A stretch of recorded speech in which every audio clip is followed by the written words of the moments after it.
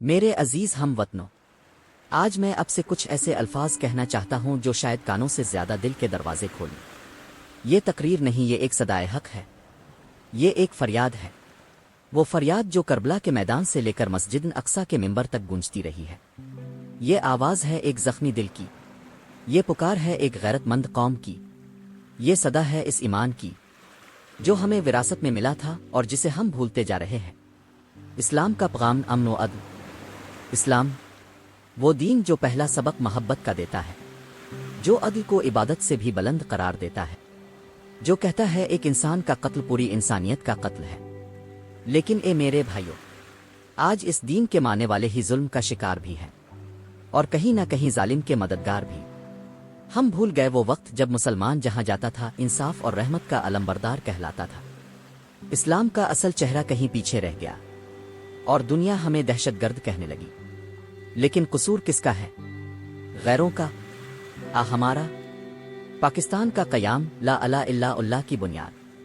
آئیے ذرا تاریخ کے اس صفحے کو پلٹتے ہیں، جہاں ایک خواب نے جنم لیا تھا، اسلام کے نام پر ایک الگ ریاست کا خواب۔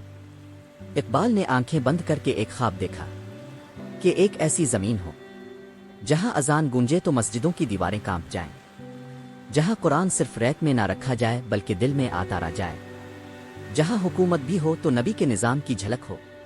قائد اعظم نے جب کہا ہم پاکستان لا الہ الا اللہ کے تحت حاصل کر رہے ہیں، تو یہ صرف نعرہ نہیں تھا، یہ ایک نظریہ تھا، ایک ایمان تھا۔ لیکن آج سوال یہ ہے، کیا ہم نے اس ایمان کی حفاظت کی؟ کیا ہم نے اس لا الہ الا اللہ کو صرف پرچم پر لکھ کر کافی سمجھ لیا؟ قربانیوں کی لازوال داستان۔ پاکستان یوں ہی نہیں ملا تھا، نہ ہی کسی قرارداد سے، نہ کسی انتخاب سے۔ یہ ہمیں اس وقت ملا جب ماؤں نے اپنے بیٹے قربان کیے، جب بہنوں نے اپنی عزتیں اور بچوں نے اپنے بچپن قربان کیے۔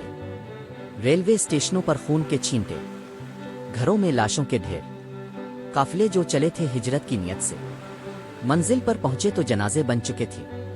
یہ وطن ایک قبرستان کی مٹی سے نکلا ہے۔ کیا ہم اس مٹی کو اتنا ہی ارزاں سمجھ بیٹھے ہیں؟ امت مسلمہ کا رشتہ ایک جسم ایک درد۔ اسلام ہمیں صرف فرد نہیں بناتا، یہ ہمیں امت بناتا ہے، ایک جسم ایک دل ایک درد۔ جب شام جلتا ہے تو پاکستان کا دل کانپنا چاہیے، جب افغانستان پر بم گرتے ہیں تو ہمیں نیند نہیں آنی چاہیے، جب چین میں مسلمانوں کو اذیت دی جاتی ہے، جب کشمیر میں معصوم شہید ہوتے ہیں تو ہمیں سکون کیسے آتا ہے؟ اور جب فلسطین جل رہا ہو، جب بیت المقدس، وہ مقام جہاں نبی نے معراج کی شب قدم رکھا تھا، جہاں آسمان نے انسان کو خدا سے ملتے دیکھا، وہ مسجد اقصی خاک میں ملائی جا رہی ہو، تو بتاؤ کیا ہم واقعی زندہ ہیں؟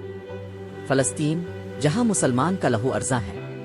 میرے بھائیوں، غزہ میں آج بھی بچے ماؤں کی گود میں دفن ہو رہے ہیں، وہاں اذان گونجتی ہے لیکن مسجد باقی نہیں رہتی، وہاں قرآن جلایا جا رہا ہے، وہاں معصوموں کے جسموں سے گوشت الگ کیا جا رہا ہے، وہاں دنیا کی سب سے بڑی جیل میں لاکھوں انسان سانس لینے کی اجازت مانگ رہے ہیں، اور ہم صرف ٹویٹر پر پوسٹ کرتے ہیں، صرف پروفائل پکچر بدلتے ہیں، اور پھر اگلے دن معمول کی زندگی میں لوٹ آتے ہیں۔ یاد رکھو، اگر ہم آج خاموش رہے تو کل مسجد نبوی کے دروازے بھی محفوظ نہیں ہیں۔ پاکستان کا کردار صرف ایک ملک نہیں، ایک نظریہ۔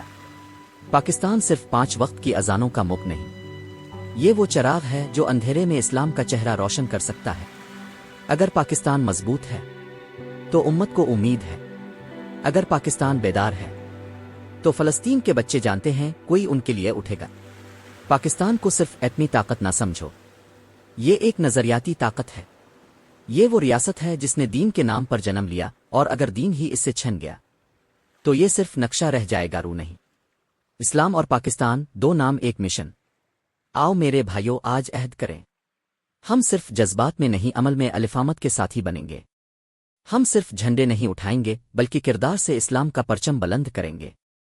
ہم صرف دعا نہیں کریں گے بلکہ اپنی زندگی کو قرآن کے مطابق بدلیں گے۔ اسلام ہمارا دین ہے، پاکستان ہماری زمین ہے، فلسطین ہمارا دل ہے، اور اللہ ہمارا رب ہے۔ یہی پہچان ہے، یہی ایمان ہے، یہی ہماری کامیابی کا راستہ ہے۔ پاکستان زندہ باد، اسلام پائندہ باد۔ فلسطین آزاد ہوگا انشاءاللہ۔